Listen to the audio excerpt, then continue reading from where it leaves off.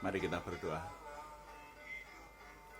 Tuhan yang Maha Kuasa, Bapa di surga yang kami kenal dalam nama Tuhan Yesus, kami mau memperhatikan firman-Mu. Mohon Tuhan kuasai sehingga firman-Mu menjadikan kekuatan bagi kami. Dalam nama Tuhan Yesus Kristus kami berdoa. Haleluya. Amin.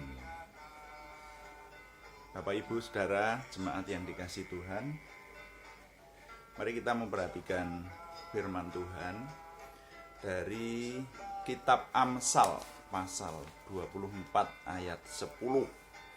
Kitab Amsal pasal 24 ayat 10, firman Tuhan berkata, "Jika engkau tawar hati pada masa kesesakan, kecilah kekuatanmu."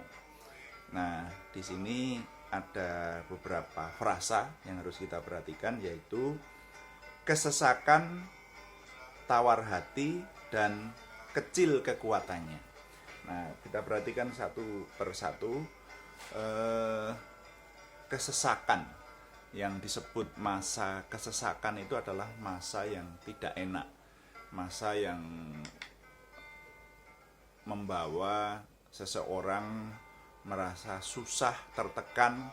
Nah, seperti hari-hari ini bangsa dan negara kita berada dalam keprihatinan yang besar, saudara. Dan keprihatinan ini bisa memberikan kesesakan bagi banyak orang. Nah, oleh karena itu pada masa kesesakan ini Tuhan mengingatkan, Tuhan berfirman bahwa kita tidak boleh tawar hati. Apa yang disebut dengan tawar hati? Di kitab suci bahasa Inggris disebut faint. Saya lihat di kamus itu faint itu artinya bisa redup, bisa pingsan, bahkan semacam itu. Nah, kalau di kitab suci bahasa Jawa itu disebut semplah. Yen atimu semplah. Nah, gitu. Jadi kecil kekuatannya. Nah, oleh karena itu mari kita mengingat firman Tuhan ini supaya kita tidak tawar hati.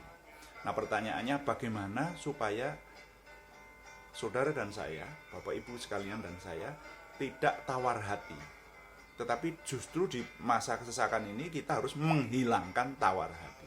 Pertanyaannya, yang namanya tawar hati itu keadaan. Tawar hati itu tidak bisa dipaksakan atau tidak bisa dibuat. Ya, jadi terus bagaimana untuk menghilangkan tawar hati itu? Menghilangkan tawar hati itu hanya bisa seseorang yang punya pegangan. Jadi kalau orang punya pegangan mesti tidak tawar hati. Karena apa? Yakin menang. Nah, puji Tuhan, kita punya pegangan yaitu Tuhan Yesus Kristus sendiri.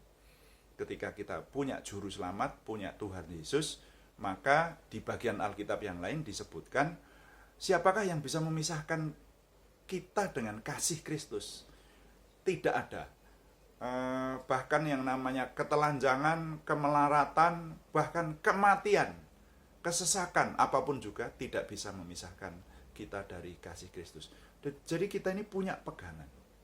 Nah, kalau orang punya pegangan itu tidak akan tawar hati. Nah, pertanyaannya sekarang, saudara dan saya punya pegangan apa enggak? Itu tergantung iman kita. Iman kita. Kalau iman kita ini percaya sungguh-sungguh bahwa Tuhan Yesus itu menjadi penolong kita, jadi kita itu punya sebuah andalan atau sebuah jaminan, yaitu Tuhan Yesus Kristus sendiri. Makanya orang seperti hamba Tuhan yang disebut Rasul Paulus berkata, bagiku hidup adalah Kristus dan mati adalah keuntungan. Nah, itu orang yang sudah mantap hidupnya. Nah, mari kita meneladani tokoh-tokoh yang didokumentasikan menjadi keteladanan kita, supaya kita benar-benar tidak tawar hati, bahkan ketika menghadapi masa kesesakan ini. Makanya kuncinya adalah dekat dengan Tuhan, kita semakin punya pegangan. Tuhan dipuji. Mari kita berdoa. Bapa, terima kasih untuk firman-Mu, urapi kami semua, sehingga kami yang mendengar firman Tuhan ini, Tuhan beri kemampuan untuk memiliki pegangan yang kuat, yaitu Tuhan Yesus sendiri. Tuhan memberikan iman yang teguh kepada kami, sehingga kami tidak tawar hati. Bahkan pada masa kesesakan pun kami tetap punya hati yang mantap, karena kami punya penolong, dan kami yakin bahwa kami akan selamat, umur panjang, sukacita damai sejahtera, sehat walafiat, berkat melimpah, terus diberikan kepada kami semua. Dalam nama Tuhan Yesus Kristus, kami sudah berdoa dan mengucap syukur. Haleluya. Amin.